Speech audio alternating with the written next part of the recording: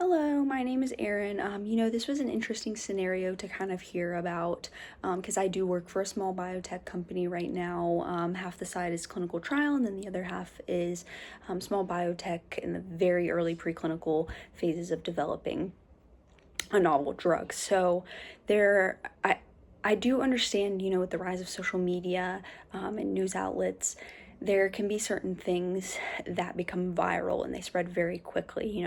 We have a lot of patients that might think that certain supplements or, different medications that are used for separate indications and have never been studied as an anti-cancer treatment.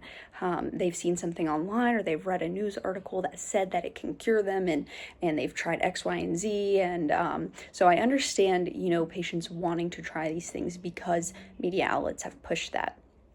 Now, if I was the CEO of a biotech company that was in this situation, it would be my responsibility to kind of combat that in a way.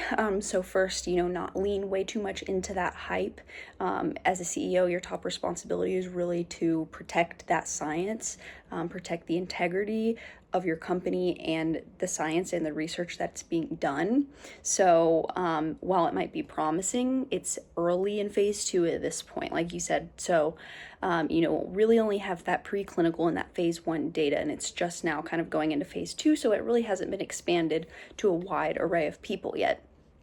So definitely don't want to throw out the baby with the bathwater and, overstate its effectiveness and get too ahead of yourself before you have, the data to kind of back that up. So I think that that's first and a very important thing to note.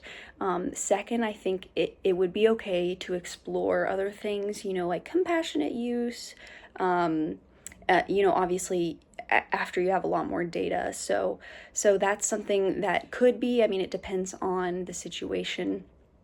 And it depends on the drug. So I think that with media attention, while you don't want to lean into the hype too much and you don't want to harness that too much, I think that there is, it could be a good thing in some aspects because you can use some of that attention to attract like responsible investment. So the media buzz can kind of help with new funding, new investment, positive investment, and it can kind of give you the opportunity to adapt your trial a little bit and say, do we want to add more arms onto this trial to kind of get some data for different populations, or get some data that might support what people are saying in the media, although that would kind of be confirmation bias. So you want to play that very cautiously, the way that you kind of design your trial and your research around that. So